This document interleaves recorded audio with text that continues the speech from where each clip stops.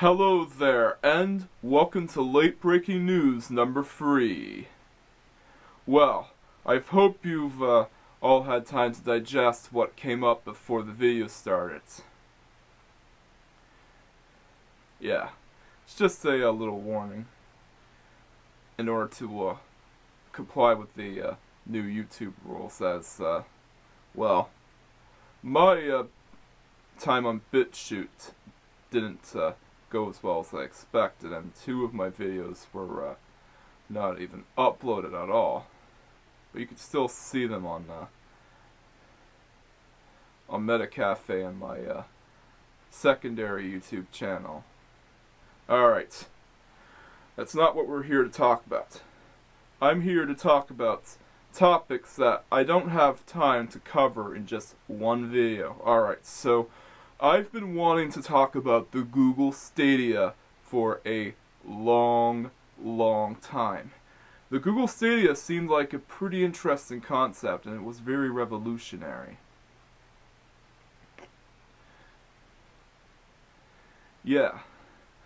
But that was until I found out about quite possibly one of the worst console launches ever, and probably the worst console launch in recent years. Yeah. Say what you want about the Nintendo Switch's launch. It had problems. Yes, it had some problems when it first came out, but at least Nintendo knew about them and they knew how to fix them.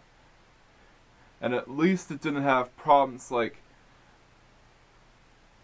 certain pre-orders not showing up. Yeah, the Google Stadia, when it first came out, people pre-ordered them, and there were still some pre-orders that didn't show up. That was a big thumbs down to anyone who pre-ordered the console and was hoping for it to show up. And when people did get them, they found out that they had some connectivity problems. After all, this is a console that relies on the internet, because the internet is everywhere nowadays. And the real kicker, the console is not even 4K compatible. And it doesn't even have all of the promised features that were there and advertised. Yeah, Google advertised that the Google Stadia would be 4K 60 FPS, but it's neither of those. At least not until way after the console came out. Yeah, talk about scamming people into buying them. So you might be wondering why the Google Stadia is a big deal to me. And you might be asking why I am talking about it. Well, here's the reason. I was actually considering on buying one to replace my aging PlayStation 4. Yes, my PS4 has had a long, hard life. And its hard drive is crammed. Crammed to shit. And the worst thing is that I haven't even bought a external hard drive for it yet. Well, I'm considering it. But that'll go on the back burner though. Yeah, so the Google Stadia, its launch is not rough. It's a disaster. Possibly one of the worst console launches in history. And I cannot believe that Google would scam people like this. If they advertised it as like a beta test and said, more features coming soon, then that would have been fine. But no! They literally had to go out of their way and advertise this as a console replacement and the next step in gaming evolution. And also advertise 4K compatible. Now, there is the Microsoft xCloud service, and that, in my opinion, is going to blow the Stadia out of the water. The Google Stadia is probably going to go the way of the Google Glass, another ambitious project that Google had, and had several canceled programs. Yeah, and like like the Google Stadia, the Google Glass failed. Well, the Google Stadia would probably fail. And who knows, they might be discounted. And I'm going to have to give you some advice. Do not buy the Google Stadia. I do not recommend it. Buy yourselves like a used PS4 or Xbox One. They're cheaper and they still have great looking games, even though both the PS4 and Xbox One have came out since 2013. Man. And you also get games that you could already play from the get-go. Granted, you have to go for some updates, but you don't need to rely on the internet on playing certain games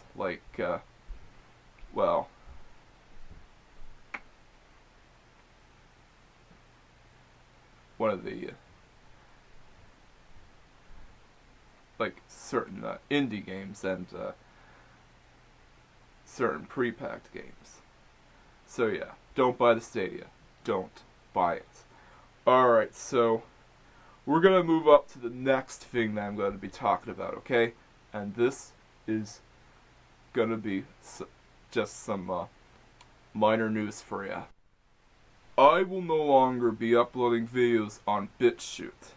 And the reasoning for this is because 2 of my videos haven't been uploaded yet. And haven't been uploaded at all. And of course,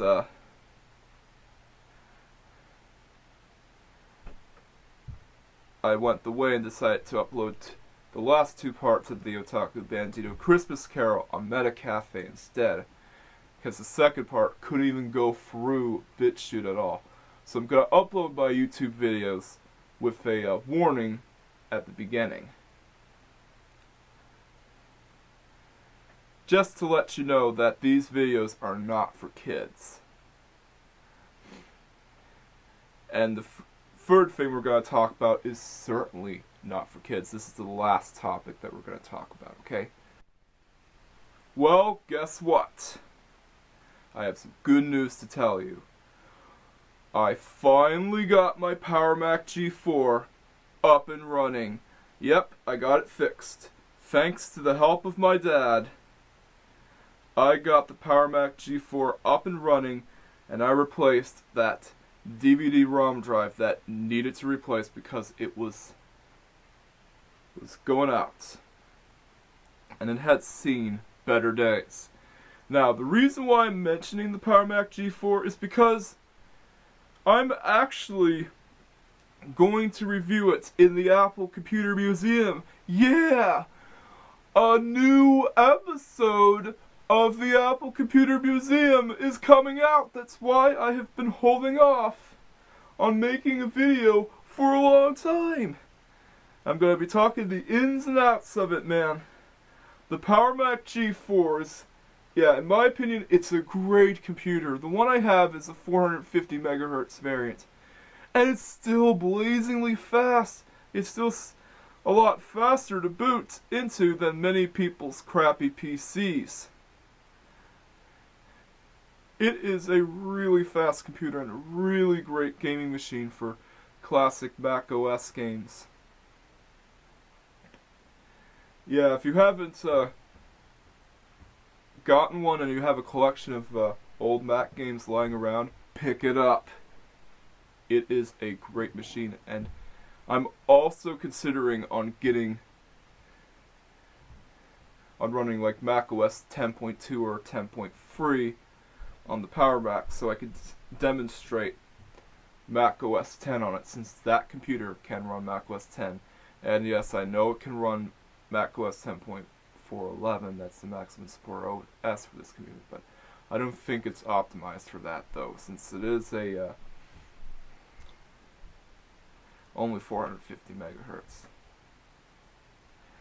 Yeah, it's a great computer, and one of my favorite computers of all time. I always love, and I'm gonna play Warcraft 2 and Warcraft 3 until the day I die on it. It's a really amazing machine. Alright, so that concludes this segment. Here's the bonus segment! Well, guess what? I have a Patreon page. Yeah. And let me explain it. Alright, so yeah, as you may know, I need some money in my life and like you to support my page. I'm just messing with it, guys.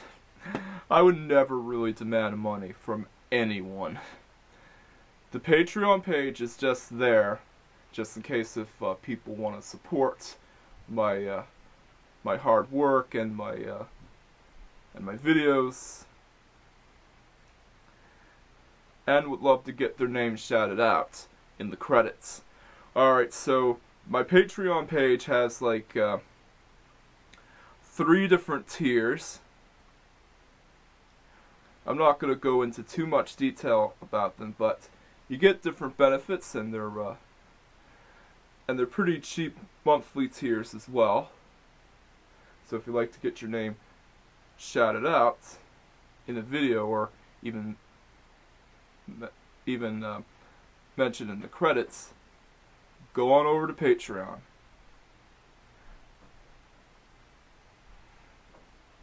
And also, you get to have like get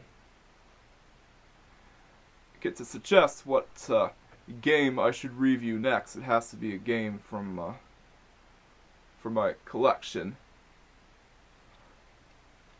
Well, actually, I'm not going to post my full collection here since I have a lot of games, but it can be any game out there.